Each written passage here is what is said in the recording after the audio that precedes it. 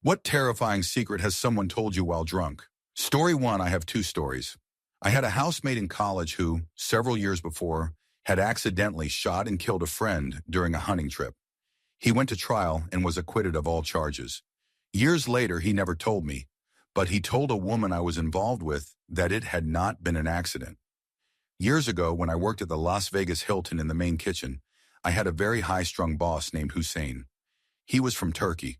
We jokingly referred to him as insane because of his personality. Once after our shift ended, he grabbed a case of beer from the supply refrigerator and invited a few of us to help ourselves. He probably had 4 or 5 himself.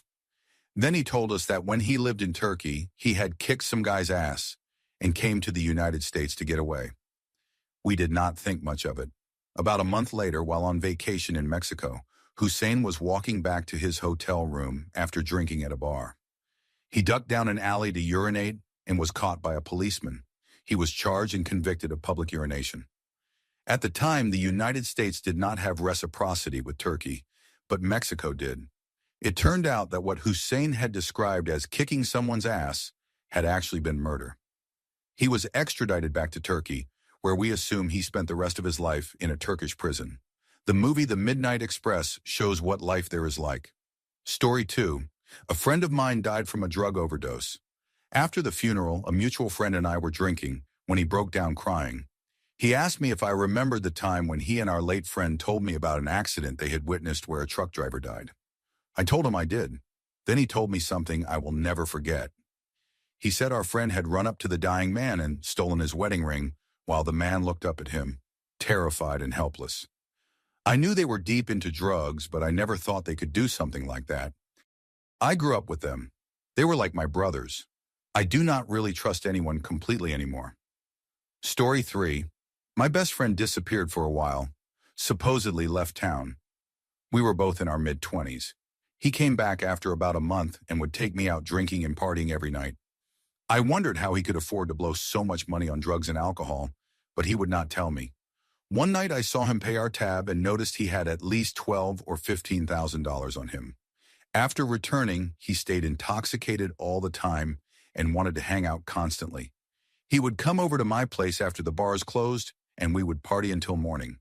Often he broke down crying, saying he could not live with himself over what he had done, but he never gave details. Night after night, this continued until one evening he finally confessed. He said he had been paid a lot of money to do bad things to bad people. He told me someone from his father's gang paid him to burn down a business over a money dispute. Then he admitted to killing 2 men accused of molesting children. He said he was given a handgun and a shotgun and paid $10,000 after each execution. More than 10 years later, I still do not know if I believe him. After he came back, he was so broken and depressed. If it was true, it made sense. He kept using drugs and drinking until about 5 years ago, when he had a heart attack at age 27. He quit using, but the damage was done. He had another heart attack 6 months later and died a few days after his 28th birthday. He was the funniest and kindest person I have ever known, and I miss him. Story 4. At a family gathering, my grandmother got tipsy and started telling stories from her childhood. She does this every time, sober or not. It is just a grandma thing. But this time, it took a dark turn. She told us why she hates going to the dentist, especially the drilling part. She said that when she was 6 years old during the Second World War, her family lived in Hamburg, Germany, near the harbor. During one particular week in 1943, the city was continuously bombed. Over 35,000 people died, and more than 100,000 were injured. The houses that were hit burned down, creating a massive firestorm that sucked in oxygen, creating strong winds that even pulled people into the flames. The fire was so intense that people running from their burning homes got stuck in the molten asphalt and burned to death. It happened all around her, and the smell lingered in her neighborhood for over a week. The smell of drilling teeth reminded her of that exact scent. She once had to stop the dentist because she recognized it immediately. The story shocked us all. It came out of nowhere. It still sends chills down my spine. Story 5. One of my best friends since middle school opened up to me on our last day of high school. We had been partying all day after getting off at 10 in the morning, but most people left around 3 in the afternoon to get ready for the senior dinner and after party. My friend stayed behind with our class president. I told him I would pick him up for the dinner and left. When I returned, both of them were drunk and crying. A few years earlier, our class president had lost his father. I took my friend home so he could change for the dinner, and on the way, he told me what had happened. They had kept drinking after everyone left and started talking about their dads. I had never met my friend's father. I only knew he had died. I never knew how. It turned out his dad had been a lawyer or something similar in his home country and was being extorted by a gang. When the money ran out, his father sent the family to another country and told them he would join them soon. A few weeks later, they learned that he had been murdered by the gang. It completely destroyed my friend. We used to drink heavily since high school, but while it was just drinking for me, for him it was a way to numb the pain. It was shocking when he told me this, and it made me understand him so much more, why he acted the way he did. Story 6. I shared an off-campus apartment with a very cool older guy in college. He was a nurse who got up super early every morning for his shifts. Every night you could find him at his regular Irish pub. They let me drink there without an identification card because they knew I was with him. He was basically a high-functioning alcoholic.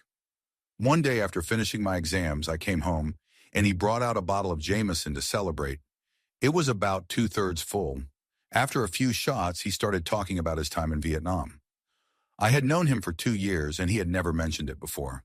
I knew he was a veteran, but assumed he had been a nurse. I was wrong. He told me he had been in special forces. His entire demeanor changed after a few drinks. He started describing covert missions where he was ordered to assassinate civilians. He said he still dreamed of the faces of the people he had killed. We finished the entire bottle that night. He got up the next morning at 5 and went to work like nothing happened. I spent the whole day hungover and haunted by what he had told me. Story 7. I had a boyfriend who never talked about his past. He spoke fondly of his old state, but only about the place itself, never about the people. If I tried to ask more, he would just say it did not matter anymore. We were young. I was about 19, and he was probably around 23. He drank heavily all the time, but I thought it was just normal young fun. One night, while extremely drunk, he started talking about how much he loved going into the woods and how he and his friends used to play in the rivers and streams back home. Then he got really sad and started babbling incoherently. I heard him say something about a friend coming to his house on drugs, then something about his friend getting shot in the face, and finally that it was the reason he could never go home again. He was so desperately sad and missed his home terribly. You could see it every time the subject came up. I am pretty sure he accidentally or maybe intentionally killed someone and was on the run. I believe it was an accident because he seemed so distraught, but you never really know. At 19, you barely understand anything about life. I still wonder if he ever had to face those demons. Story 8. When I moved to the city where I live now, I found a roommate on Craigslist. It was 2011, so it was not as strange as it would seem today, and he was really cool.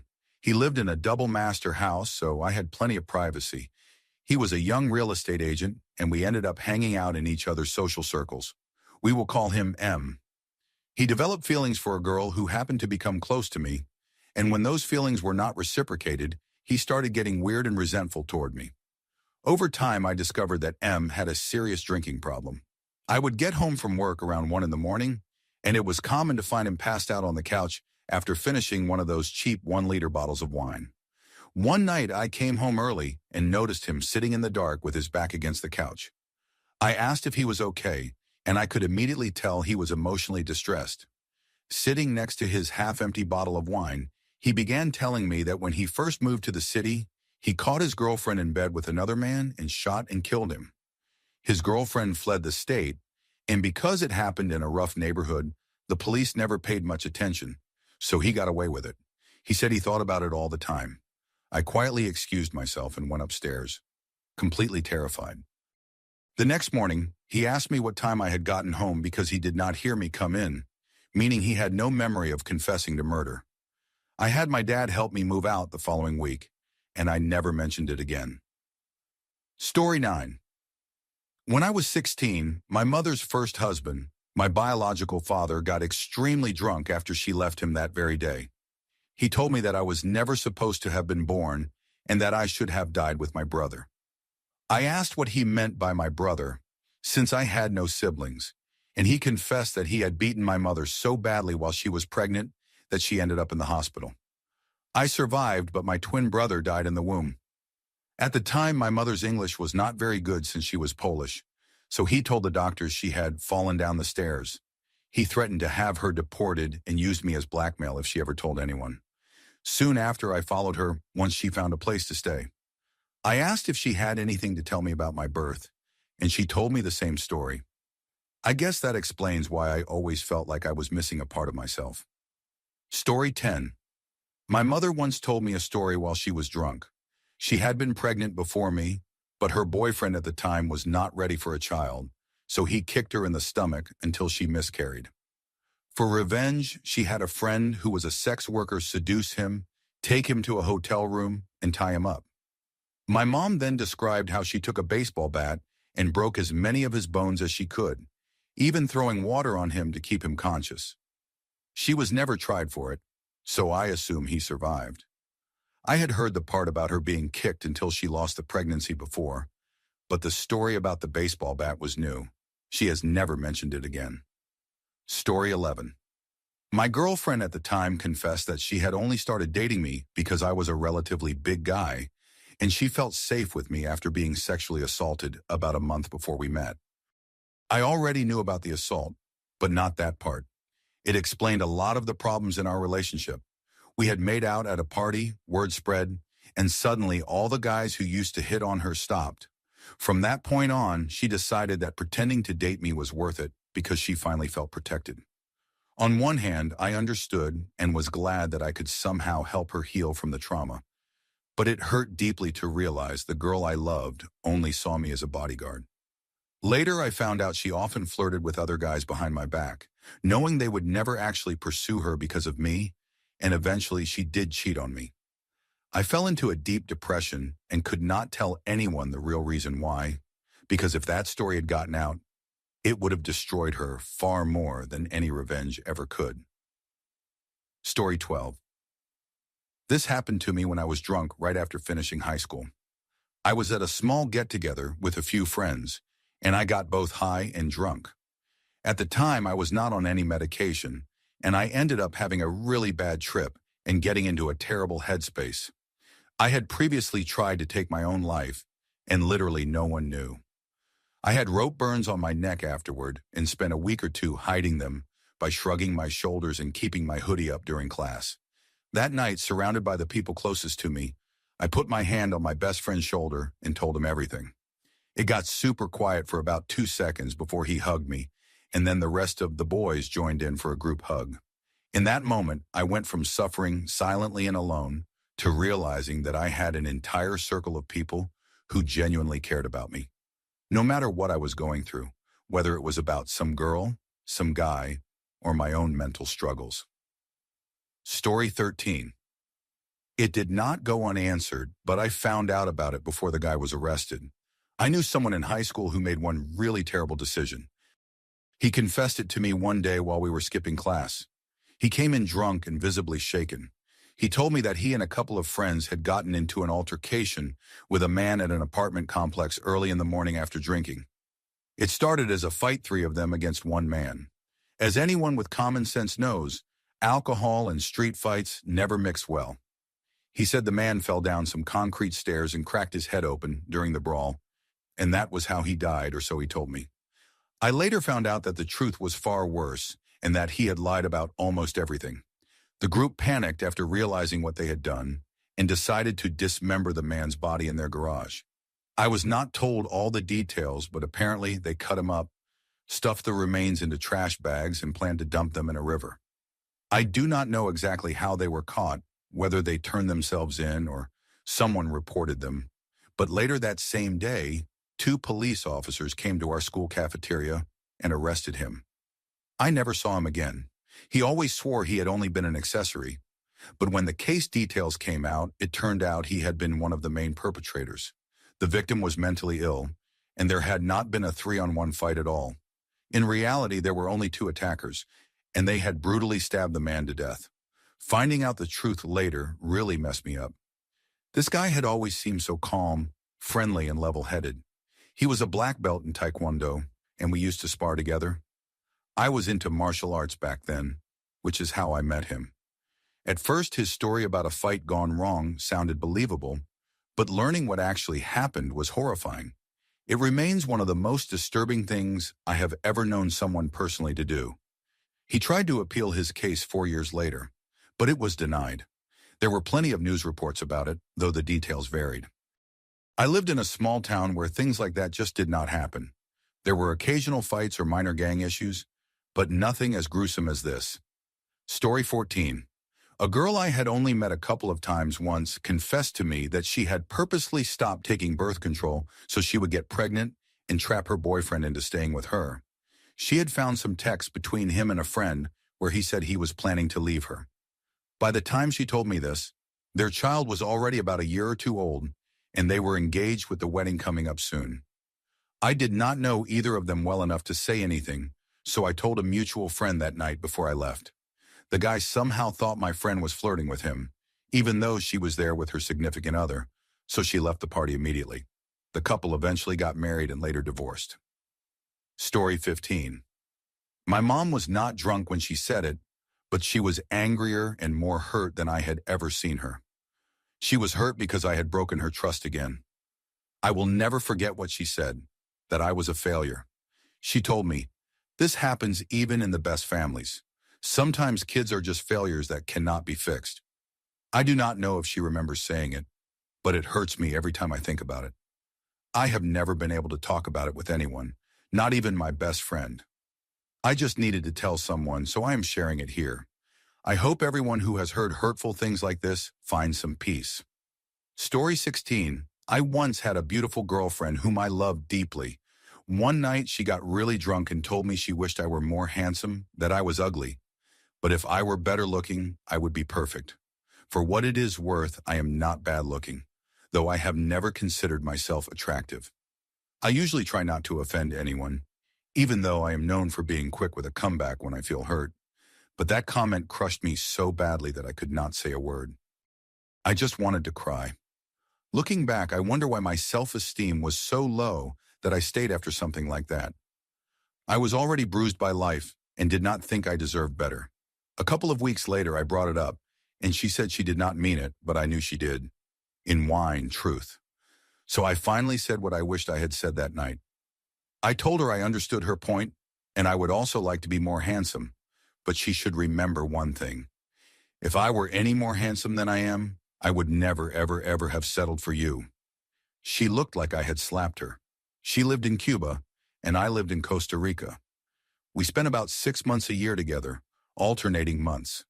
About a year later, she told me she had a big surprise for me and asked me to call her that Friday. I thought she was going to say she finally got her passport and could move to Costa Rica to be with me. When I called, her mother answered, barely able to speak. She passed the phone to her husband, who told me that the day before, my girlfriend had taken the money from the sale of a house I had bought for us and run away with her boyfriend to South America. That was her big surprise. It was an act of sheer cruelty. It broke me at the time, but years later, I am grateful she is no longer in my life. Last I heard, she was 42, pretending to be 30, overweight, and trying to make it as a third-rate lounge singer in rundown hotels in Miami. People who say hurtful things will almost always go on to do hurtful things. Never tolerate that in your life. Story 17. When my mom was drunk and angry one night, she told me that I reminded her of my father. That cut deeply because my father had raped and assaulted her. I am the result of that assault. Her words hurt me so badly that night that I overdosed on my medication on purpose. I was only 12 years old. She never apologized. Instead, she kept calling me a liar and a spoiled brat. I tried to overdose again later, and after that, I moved in with my grandmother. Things are better now. My mom is trying to make amends, and I have forgiven her because I know she went through a lot in her life. She had me when she was only 15. She never had the chance to learn the things she needed to know. Story 18. I grew up in the South, where a lot of people would start saying racist things once they got drunk. It usually began with an edgy joke early in the night. And if I didn't react, they felt safe enough to start complaining about black people later. My favorite time this backfired was at a Halloween party and punk show that had a lot of skinheads there. What most people don't know is that there are non-racist skinheads called traditional skinheads who actually hate Nazi skinheads for giving them a bad name. Anyway, this one guy clearly didn't know the difference and decided to call a black man at the party a racist slur and square up for a fight. Immediately, 4 or 5 of the traditional skinheads jumped him, knocked him into a corner, and beat the hell out of him. The funniest part came after the fight when the guy got in his car to leave, but had left his shirt behind. Someone brought it out to him, and as he rolled down the window to take it, they gave him one last punch in the face as a goodbye gift. Story 19. A friend of my brother's used to tell me in disturbing detail about her love life, how she was a sex addict and a nymphomaniac, and how she never usually told anyone this story. Every single time I hung out with them, she would get drunk, forget we had already met, and tell me the exact same things all over again. Whenever I tried to tell her we had already met, she insisted she would remember if she had. I was too young back then and had been taught not to be rude, so I just sat through it every time. It honestly terrified me. Story 20. My ex-roommate came home drunk one night, complaining that she couldn't bring her boyfriend over because our nosy landlord lived downstairs. I asked her why they didn't just go to his place, and without hesitation she said, "He's married." Then she told me he was an older, overweight man who worked at the same hospital as her, and that they would meet in empty hospital rooms to hook up. She was around 25 and had recently divorced her high school sweetheart. I don't think she would have gotten involved with that man if she hadn't been so depressed from the divorce. Story 21. In 2010, I was at a party where a guy got stabbed multiple times and badly injured. The injuries were life-altering. I heard later that he has to use a colostomy bag now. He can still walk, though. 4 years later, in 2014, I was drinking at a bar with a friend and some guys I only knew casually. One of them, who was very drunk and already saying questionable things, started talking about that same party from 2010. He said it was a case of mistaken identity and that I was actually the person who was supposed to be stabbed that day. I don't think he was lying because, first, he said he was at the party, which was easy to verify. Second, I knew he used to hang around those types of people. And third, around that time, someone had shown up at a place I used to frequent asking for me by name in a way that made everyone there uneasy. He explained that someone might have wanted me dead because of a falling out I'd had with a friend. We had been close, but he got jealous when I became better friends with another guy. Eventually, he and that friend got into a fight, and he got completely humiliated, beaten badly, and I didn't defend him because he had made an inappropriate joke about being with an underage girl. That was probably why he grew to hate me. I heard later that he moved to Jamaica and was killed, but I don't know if that's actually true. Story 22.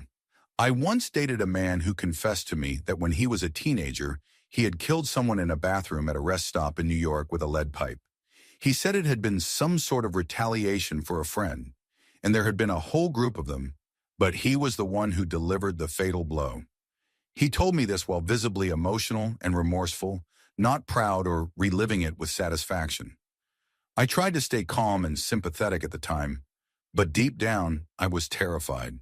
We had only been together for a few weeks when he told me this, and I got out of that relationship as fast as I could.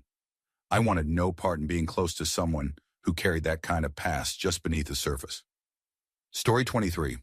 One night, my friend was high on acid and got unusually talkative and honest. He told me about a time he had gone to the local red light district and decided to hire someone for the night. He picked out a person, brought them to a hotel room, and once things began, he discovered that the person had male genitalia, which they hadn't disclosed. Shocked but already having paid, he decided to go through with it anyway. During the encounter, the person put a finger inside him, but accidentally broke a sharp fingernail in the process, causing him an anal fissure. He had to go to the hospital and was given one of those soft rings to sit on afterward. He told everyone it was a sports injury. Story 24. When I was a child, I woke up one night to the sound of gunshots inside our house. I was terrified and hid. The next morning, I saw 3 bullet holes in my door and through my wall. When I asked my parents what the noise had been, they both insisted nothing had happened.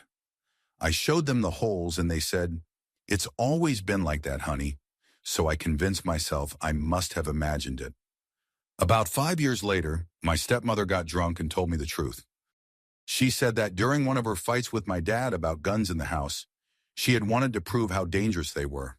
Drunk, she broke the lock on the shed to get a crowbar, pried open the gun safe, smashed the plastic box holding the gun, broke into a filing cabinet to find the ammunition, loaded the gun, and then fired 3 shots into my room at child height to prove how easily someone could get killed.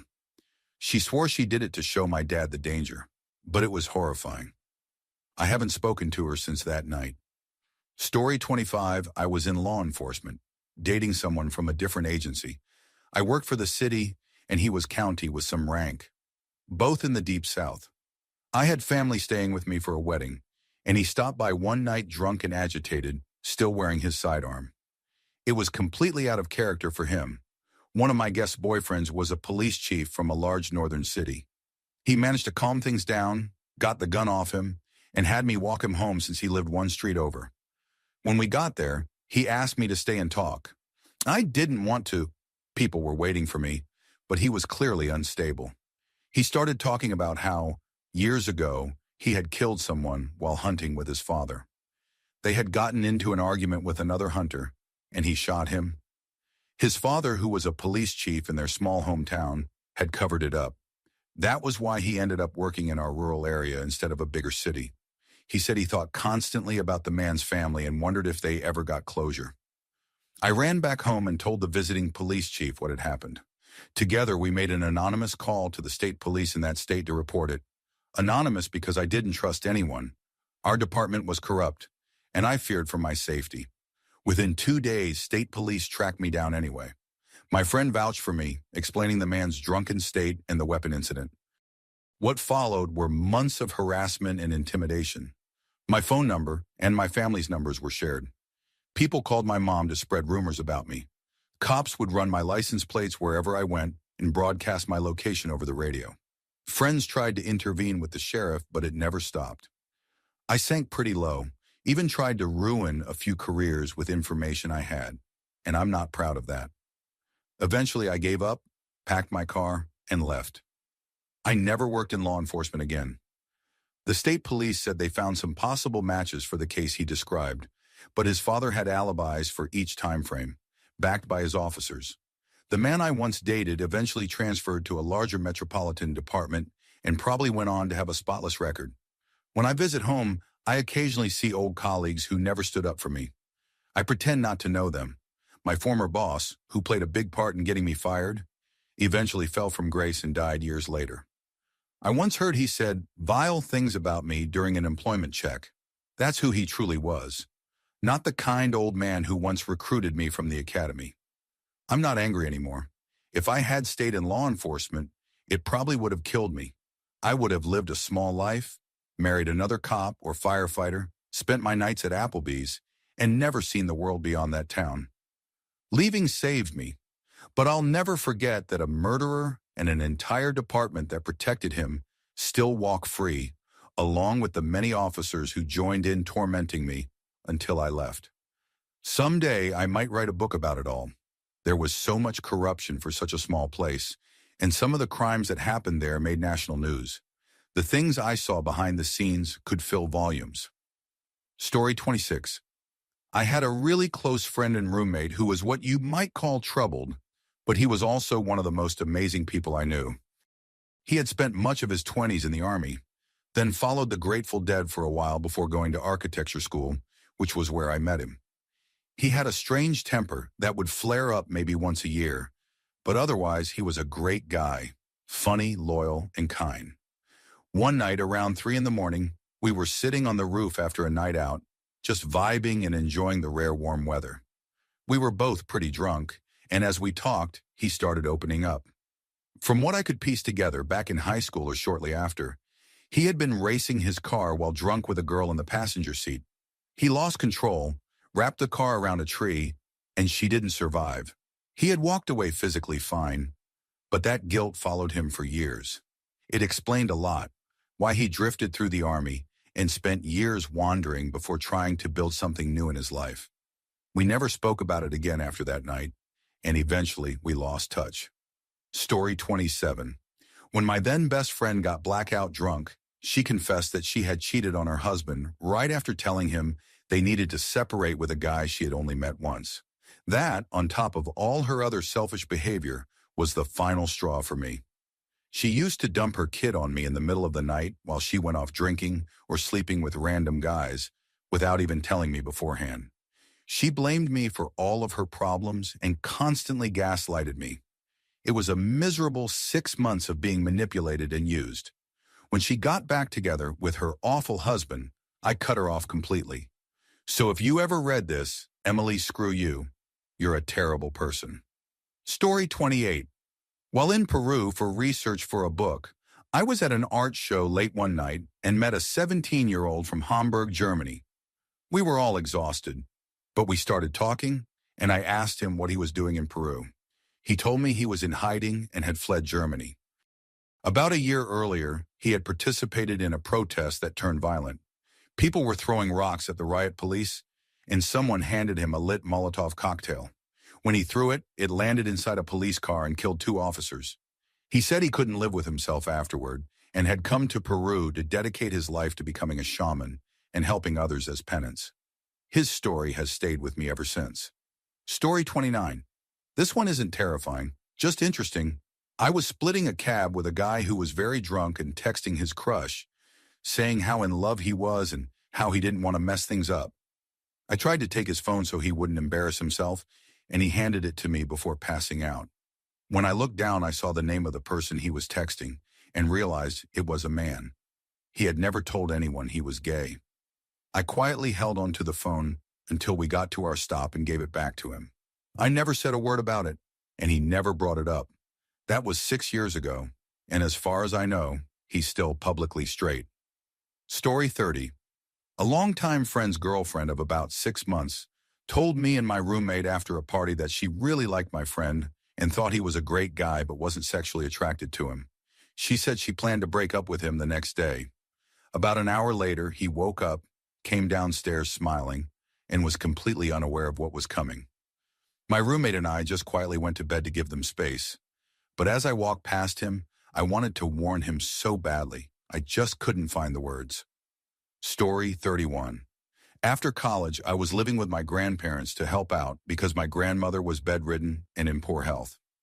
One night, I got home from the bar after meeting friends for drinks. I grabbed a beer in the kitchen, and my grandfather joined me. We talked for a while and had a few more drinks together. Eventually, he started telling me about his time in Vietnam as a tank operator and instructor. He told me about a young man who went through his training course who clearly wasn't cut out for combat. He and the others decided the best way to save the guy's life was to get him medically discharged. So they dropped a 300-pound piece of armor plating on his legs to send him home. It was shocking, but in a dark way, I understood they were trying to save him the only way they knew how. Story 32. We run a fairly large adult entertainment business and have been successful for years. We never told my parents the full details because we value discretion. About 3 years ago, my dad called out of the blue, absolutely furious, accusing us of lying to him. He then called my siblings, who laughed at him because they already knew. It wasn't a big deal. The truth is, the business started as a side project when my wife was a fetish artist and model. After a few years, she stopped performing and began managing the business full-time, handling payroll, accounting, taxes, and helping other models. However, old clips and images of her still circulated online, and some of them couldn't be removed even if we wanted to. For about 6 months, my dad sent endless threats about taking our kids away and acted like a complete bully. To try to smooth things over, I agreed to go on a weekend trip with him to talk and hopefully repair our relationship. Over dinner, after getting drunk, he confessed that he had spent a lot of time tracking down my wife's old material online and was sharing it with his friends on Facebook, men like him who wore MAGA hats and made disgusting jokes. He bragged about it as though it were funny, when in reality he and his group were using my wife's images for their own gratification. It took everything I had not to punch him right there.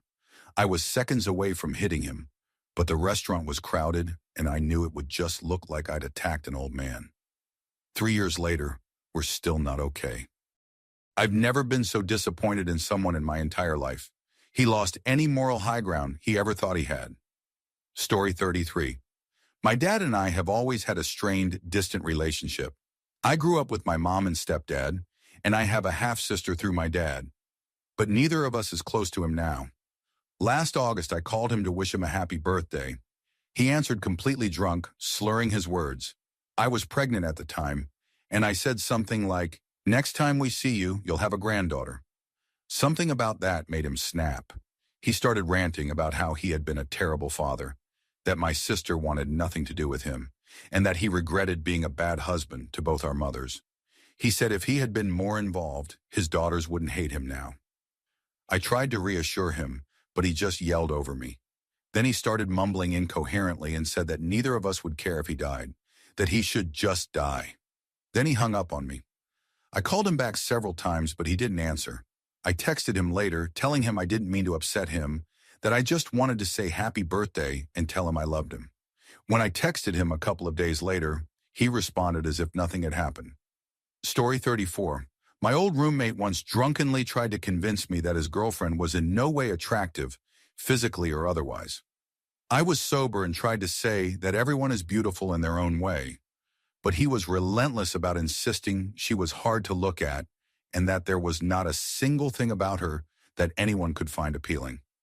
The worst part was that this happened the night before she was moving to Canada to join him, and I was the one picking her up at the airport. They had dated for about a year before he moved, and he and others who knew her constantly said how annoying and not very bright she was. I knew far too much about what he disliked about her and almost nothing about what he actually liked, though they did seem to have some kind of connection. Before she came to Canada, I used to defend her, or at least try to stay neutral when people from their Irish circle talked badly about her. They warned me that living with her would be a nightmare, and they were right. She was exhausting to be around and didn't seem to notice or care that everyone found her unbearable. She thought she was a social butterfly and inserted herself into everything, even when people clearly didn't want her there. The Irish immigrant community in our city tolerated her because she organized events and did all the hard work, giving them something to gossip about. It was a toxic mix, her need for attention and their need for drama. I eventually realized how toxic they all were and moved on with my life. Also, she used to go into my room and rummage through my laundry without asking.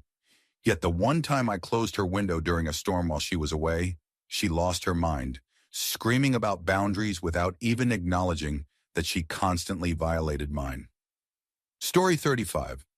My crush, who had also been my best friend for about a year, and I got drunk one night after my messy breakup.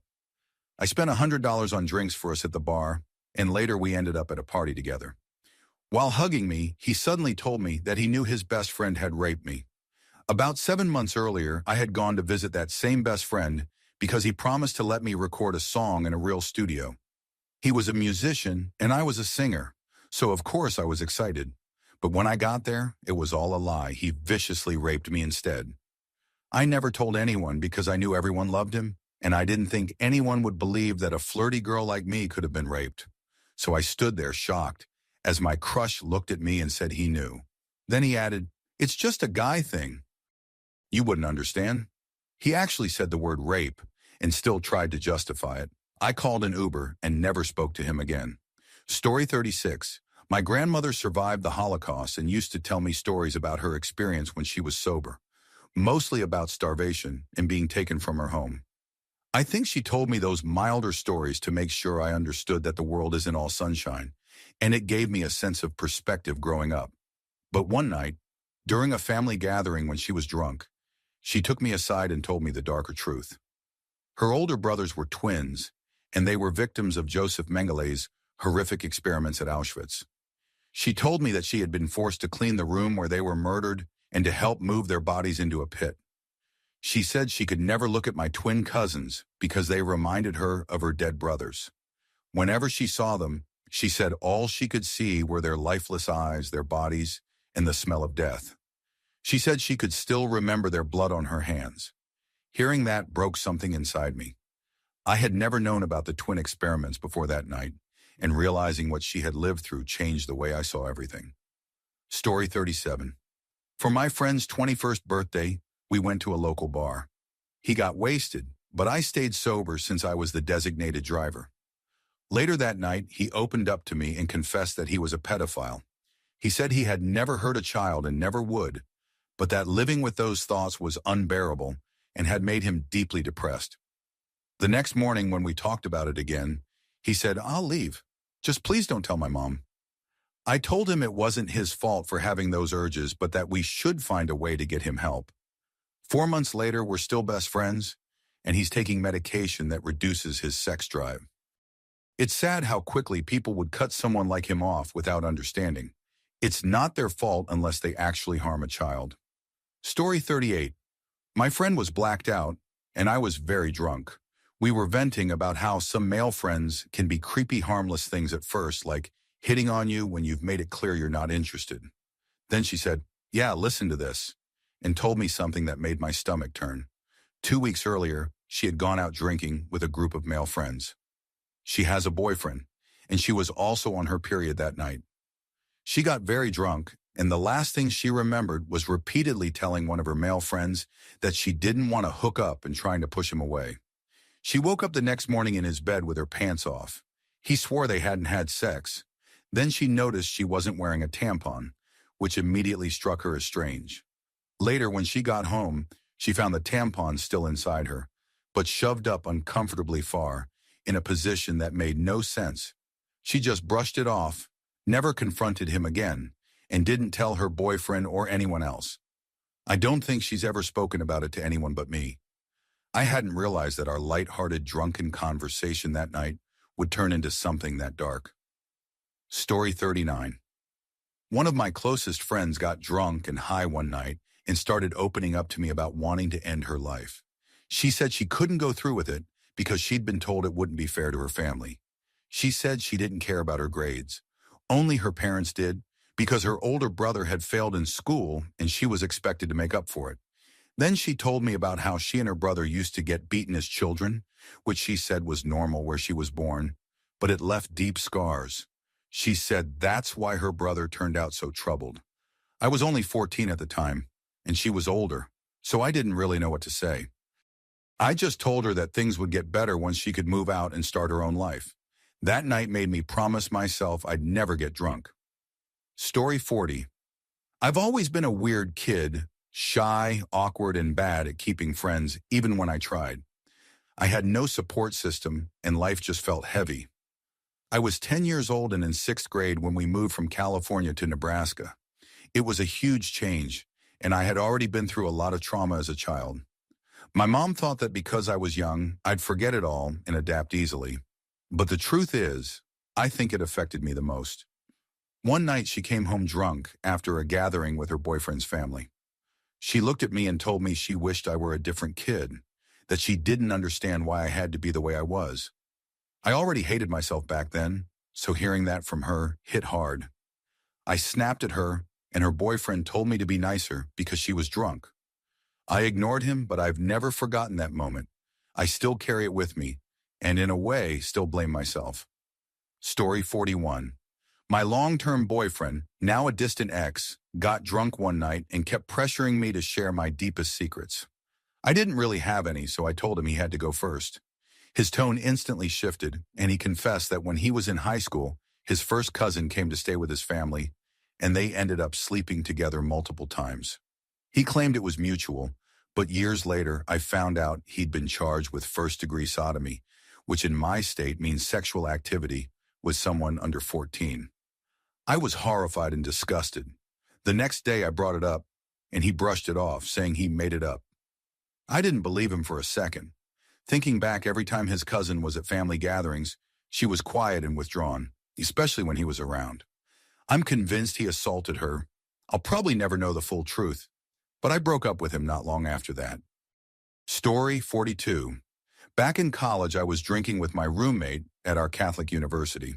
We were playing Halo and taking shots. Probably 9 or 10 each when he suddenly broke down crying. He told me he hated himself and that since childhood, he had struggled deeply with his gender identity. He said he'd attempted suicide multiple times and had once tried to talk to his parents about it, but they called him a sinner and threatened to cut him off financially unless he went to a Catholic college to set him right. He chose ours because it was 4 hours from home, far enough to stay on campus during breaks and avoid them. Despite it all, he kept pretending to be fine, desperate for their approval. Everyone thought he was the happiest guy, always joking, always laughing. The next day, when I tried to talk to him about it, he pretended not to remember and went right back to his usual cheerful self. Last I heard, he got married and divorced 2 years later. I still hope he's okay. Story 43. This isn't exactly my confession, but it changed my life. By pure coincidence, I ran into my ex-wife's brother at a bar while out of town for work. He happened to be there for business too. We hadn't seen each other in years, so we started drinking and catching up. After a few drinks, he got emotional and told me I was a great guy and deserved better. I laughed it off and said, "You realize you're talking about your sister, right?" That's when he told me the truth. She had only stayed with me for money and had been cheating on me with one of my coworkers. At the time, we were already struggling and had been going to counseling for about 3 months, but hearing it from him hit hard. I didn't want to believe it, but after she skipped 3 straight counseling sessions, while I sat alone in the lobby waiting for her, I confronted the guy. He confirmed everything. I filed for divorce immediately. Even though she admitted to the affair in court, I still ended up paying off all her debts. Years later, I'm still grateful her brother told me the truth that night. If it hadn't been for that random encounter in a bar neither of us had ever been to, who knows how long I would have stayed trapped in that miserable marriage. Story 44. A man who used to be my husband's friend once told me something horrifying while he was completely drunk. He laughed as he confessed that 35 years ago, he had raped a disabled girl multiple times when he found her alone. He said he knew no one would believe her because of her disability and that he used to torment her afterward by hanging around the small store her parents owned whenever she was there, just to watch her fear. He admitted he enjoyed the power he had over her, even long after the assaults. That poor girl couldn't speak and was also deaf. Her parents never knew what happened. They thought she was acting out and had her institutionalized out of fear she'd hurt herself or someone else. She spent time in a facility before eventually moving to a group home after her parents died. Meanwhile, that monster still lives in town, respected and well-liked, pretending to be an upstanding man. My husband and I cut him out of our lives completely after that night. But the thought of what he did and how he got away with it still makes me sick. Story 45. A Vietnam veteran who was a regular at the bar where my roommate worked once told me a story that has haunted me ever since. He said that a few months after coming home from the war, suffering from what was then called shell shock, he went on a 3-day LSD binge. During that trip, he vividly remembered seeing what he thought was a young Vietnamese girl running toward him with a bomb strapped to her back. In his drugged, traumatized state, he used a bayonet to kill her before she could reach him, believing he was saving his unit. When he finally came down, he found himself in an alley behind a condemned hotel, convinced it had all been a terrible hallucination, until he read in the paper about a local child who had gone missing nearby. He never found out the truth, but he always feared that his hallucination hadn't been one. That was when he started drinking, and he never stopped. Story 46. As a bartender, I've heard countless drunk confessions, but one has stayed with me. A woman came in regularly, always drinking heavily. She was in the middle of a custody battle and was terrified she would lose her kids. She had a history of alcoholism and had been caught multiple times trying to pick her children up while drunk or leaving them home alone to go drinking. One night she told me her plan: if she lost custody, she was going to kill her children and then herself. She said, "They'll be better off dead than living with their father." I was horrified and had no idea what to do at first, but I called a friend who works in mental health. She told me to report it immediately, so I went to the police. The next morning, detectives visited the woman, and she told them the same thing she told me. We banned her from the bar after that, but I still saw her name pop up in the local police blotter later on. She lost custody, kept drinking, and never got help. I'll never forget that night. It was the first time I felt the weight of a confession that could have cost lives. Story 47. The day my husband deployed, I threw what I called a pity party and invited some friends and new neighbors over. I drank way too much and blacked out completely. I woke up the next morning naked, wet, and confused, with my clothes scattered on the stairs and several open packs of cigarettes outside. I panicked, thinking I might have done something humiliating, and it took almost 8 hours before anyone finally called to fill me in. Apparently, I hadn't done anything inappropriate, but my new neighbor, who had also been drinking, had told everyone a story that chilled me. When she was 16 and pregnant, her boyfriend cheated on her. One day, she saw the other girl walking down the street and lost control. She ran the girl over with her mother's truck, backed over her, and then drove over her again 3 times total. She told her mom she had hit a dog, and her mom helped clean the truck and repair the damage. The other girl somehow survived after 2 months in a coma, but couldn't prove anything because the evidence was gone. My neighbor never faced any charges. After hearing that, I realized I was living next door to someone dangerous. Thankfully, drunk me had apparently cheered her on that night, saying something like, "Serves her right," which probably saved me from becoming her next target. Story 48. I was drinking with a guy who opened up about his time in Afghanistan. He told me about an attack on their outpost, which was set up on a mountainside to protect a nearby village. The enemy came from a ridge overlooking the town, and one of his fellow Marines was shot and bleeding out. He said something inside him just snapped. He started firing at everything that moved, including the villagers below, laughing hysterically while doing it. He said he saw a demon that night, though I think he meant it metaphorically. I didn't judge him. I can't imagine what being in that kind of hell would do to someone's mind. He seemed like a good man who had been pushed past his breaking point. I'll never forget how calm yet broken he looked when he told me. It was one of those rare moments when you realize someone trusts you enough to show you the absolute worst part of themselves. Story 49. My close group of friends went on vacation together, and one night my friend Alexander and I went out drinking alone. They got completely blackout drunk and started ranting about how they had built our entire friend group and could destroy it if they wanted to. They claimed to have created the personality of their childhood best friend Tom, saying all of Tom's growth and success in recent years were because of their influence. I managed to get Alexander back to the hotel and put them to bed, but the whole thing stuck with me. While it was true that Alexander had been the one who originally brought us all together, we'd each formed our own friendships independent of them. It disturbed me that they viewed relationships like some sort of social currency they could control. That night, I realized my friend wasn't just confident, they were manipulative and deeply insecure. Fast forward 3 years, and our group is still tight, but Alexander's no longer part of it. Story 50. One of the best roommates I ever had was intelligent, kind, and fascinating to talk to.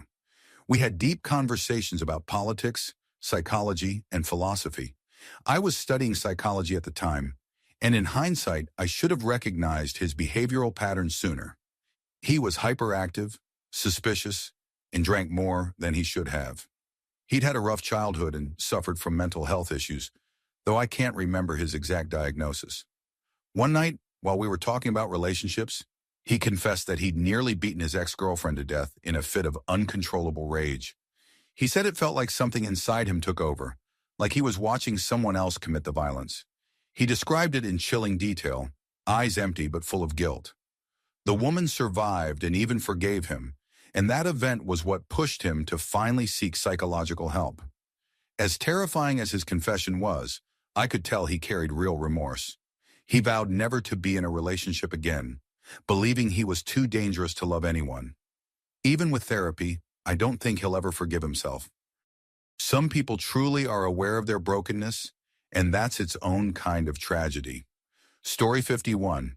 When I was 6, my dad got drunk and told me he had killed my grandfather. At the time, my grandfather was dying of cancer, his 3rd round, and it had spread everywhere. I loved him and spent almost every moment by his side. One day, my dad kept telling me to take a shower so we could go to the store, but I didn't want to leave. Finally, I gave in. While I was in the shower, my grandmother came in crying, helping me finish quickly. When I got out, my grandfather was gone, For years, I resented my dad for making me leave the room and robbing me of a final goodbye. Decades later, when I was in my 30s, my dad got drunk again and told me the truth. He said my grandfather, grandmother, and he had talked while I was showering, and my grandfather decided it was his time. The hospital had sent him home with morphine, and my grandmother handed my dad a syringe. My dad gave him the injection, and he passed away peacefully. They never spoke of it again.